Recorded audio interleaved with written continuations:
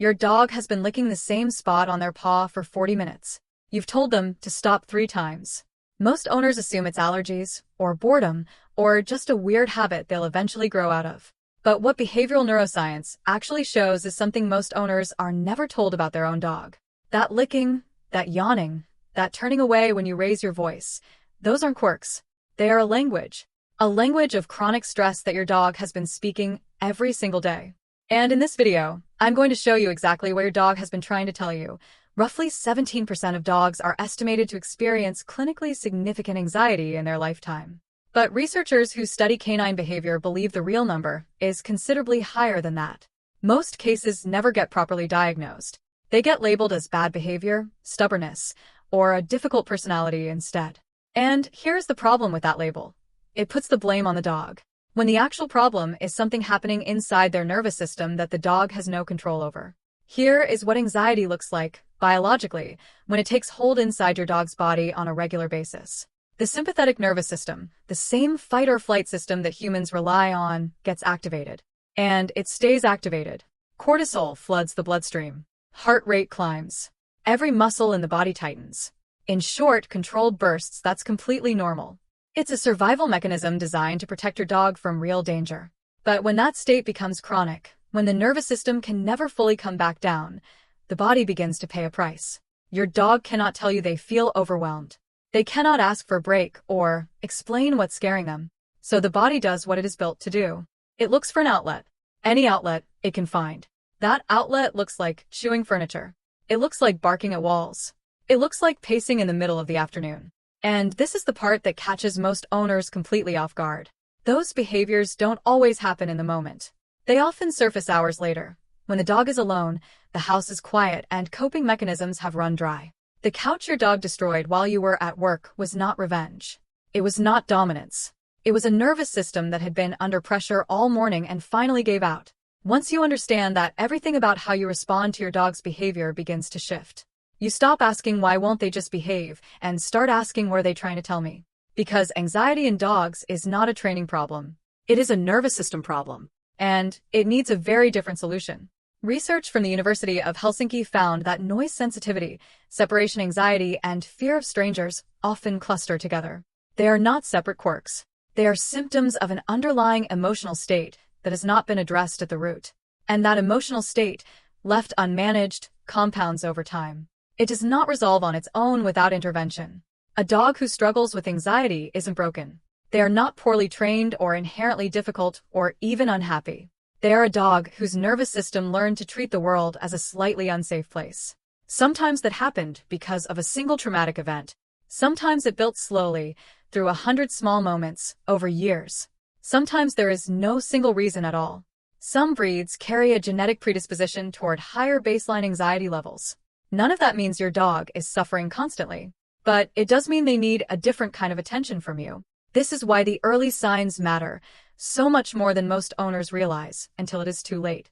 By the time the behavior becomes visibly destructive, the window for simple, low-cost intervention has often already closed. What you're about to see are behaviors your dog may already be showing you, right now, every single day. And once you know how to read them, you cannot unsee them. Which, honestly, is exactly the point. You've probably seen all of these. You just didn't know what you were looking at when you did. The first one is so common that most owners consider it completely normal. And that's exactly why it gets missed. Excessive paw licking. Not once or twice after a walk. We're talking sustained, repetitive, sometimes obsessive licking of the same spot. Many owners assume it's a skin issue. A vet visit confirms nothing dermatological is wrong. The licking continues. What's actually happening is called a displacement behavior. When a dog's nervous system becomes overloaded, it needs somewhere to put that energy. Licking releases a small amount of endorphins. It's soothing in the same way that nail biting is soothing for a human. It is not a solution. It is a coping mechanism. And it tells you the nervous system is asking for relief. The second sign is one almost every dog owner has seen and almost none have correctly interpreted. Yawning. Specifically, yawning in situations where your dog clearly isn't tired. After being scolded. Before getting into the car. Mid-walk. Dogs use yawning as what behavioral researchers call a calming signal. It's a self-regulation tool built into their neurology. When the stress response activates, the the body automatically tries to bring cortisol levels back down. Yawning is one of those mechanisms. So when your dog yawns the moment you raise your voice, they are not being dismissive. They're trying to de-escalate, internally. The third sign is one that owners most often misread as defiance. Gaze aversion. The deliberate turning away of the head or eyes. You call your dog. They look away. You assume they're ignoring you. Actually, you may be misreading an appeasement gesture. In dog communication, prolonged direct eye contact can signal confrontation. Looking away is how dogs say, "I am not a threat. Please don't escalate." When an anxious dog turns their face from yours, they are attempting to prevent conflict, not start it. Punishing that response, which many owners do instinctively, teaches the dog that de-escalation attempts don't work. It deepens the anxiety. The fourth sign is more physical and easier to miss unless you know exactly what you're looking for. Ears pinned flat against the skull in ordinary, non-threatening situations. Not during a thunderstorm. During breakfast. During a walk in a familiar neighborhood. Pinned ears in low-stakes situations are an appeasement posture, combined with what researchers call an elevated arousal state. The dog is not relaxed. The dog is managing. There's a difference, and the ears are telling you which one it is. The fifth sign is the subtlest of all, and in some ways the most telling. A sudden, unexplained loss of appetite. Not pickiness. Not boredom with their food. A dog who normally eats enthusiastically and then, without explanation, starts leaving food in the bowl. Chronic cortisol elevation suppresses the digestive system. A dog under long-term stress may lose their appetite because their body is still in survival mode. None of these signs are dramatic. None of them look like what most people picture when they hear the word anxiety. That is the point. That is exactly why they go unnoticed for months, sometimes years, before something bigger finally happens. And something bigger always eventually happens. Which is what we need to talk about next. There is a concept in canine behavioral science called the stress bucket. It's one of the most useful frameworks for understanding dog anxiety. The idea is simple. Imagine your dog starts each day with a bucket.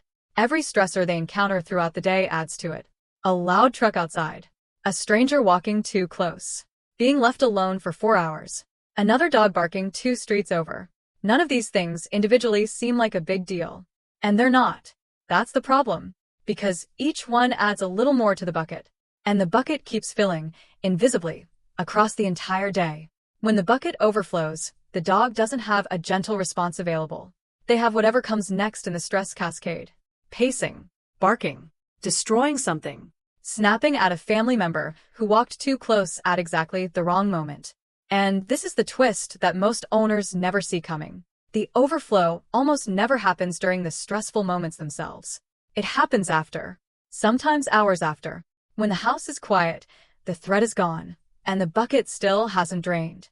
This is why your dog can spend a calm morning with you and then, inexplicably, tear apart the trash the moment you leave. It wasn't the leaving that caused it.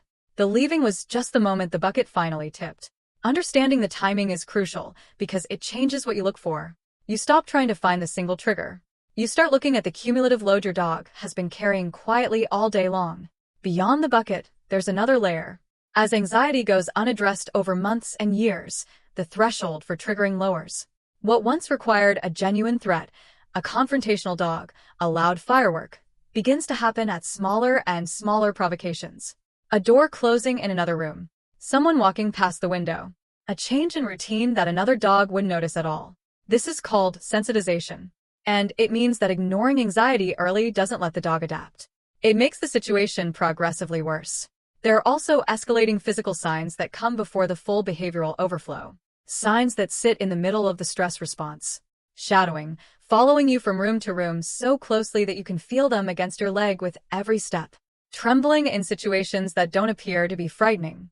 A low, almost imperceptible shiver while sitting quietly on the couch. Refusing to eat, even favorite treats, in environments that feel uncertain. The body prioritizing survival over appetite. These are not random. They are data points. And together, they paint a picture that becomes very clear once you know how to read it. If you are seeing 3 or more of these signs regularly, your dog's stress bucket is filling faster than it can drain. That doesn't mean your dog is broken or damaged or beyond help. It means the system is asking for something different. It means your dog has been trying to tell you something for a long time. Now you have the language to hear it. The good news is that the same nervous system that learned to stay anxious can learn to come back down again. That process starts not with obedience training, not with punishment, but with recognition. With you finally seeing what's actually happening. And that is exactly where we are right now. You see it, which means you're already ahead of most owners. Think back to the beginning of this video. The dog licking their paw. The dog who yawned when you raised your voice. You thought you knew what that was. Most owners do. And most owners are working with an incomplete picture. What you know now is different. Because now you have the vocabulary for what your dog has been communicating. So, what do you actually do with this? Because information without action doesn't help your dog at all. The first thing is the simplest and in many ways the most powerful. Stop correcting the signal. When your dog yawns during tension, let them. When they turn their head away, don't force eye contact. These are not acts of defiance. They are acts of self-regulation. And self-regulation is exactly what an anxious dog needs to practice. The second thing is to build what behavioral researchers call a safe zone. A specific, consistent space in your home that is always calm. Not a crate used for punishment. A place your dog chooses to go when the world feels like too much. Over time, that place becomes an anchor. A signal to the nervous system that it's allowed to come down now. The third thing is to start reducing the number of stressors that fill the bucket each day, not the symptoms. Less unpredictability, where you can manage it. More predictable routines. Fewer abrupt changes in schedule. More transitions your dog can actually prepare for. None of this requires expensive equipment or dramatic intervention. It requires consistency. And it requires paying a different kind of attention. Now, if your dog's anxiety is severe, aggression, inability to be left alone, constant physical symptoms, please consult a veterinary behaviorist. What we've covered today is for the dog who is quietly struggling, whose signals have been missed, who is trying to cope. For many dogs, early recognition is the intervention. Catching it here before it compounds changes everything. The next time your dog yawns after you raise your voice, you'll know what that is. The next time they lick their paws for the third time in an hour, you'll know what that is too. The next time they turn away instead of coming when you call, you won't punish it. You'll read it. Because that's what this comes down to. Your dog has been speaking a language you hadn't learned yet. Your dog doesn't need you to be perfect. They need you to be paying attention. And that's exactly what you're doing now. They weren't difficult. They weren't badly behaved. They were asking for help in every way they knew how. And now you can finally hear them. If this is the first time you've watched this channel, subscribe. We cover the science of what's happening inside your dog's mind. Every video is built around one question. What is your dog actually trying to tell you? And if you want to understand what happens inside your dog's brain the very moment you reach for your keys, that's the next video. The science behind it is even more unsettling than you'd expect. And knowing it might change how you say goodbye every morning. Drop a comment below and tell me which sign you recognized in your own dog. I want to know.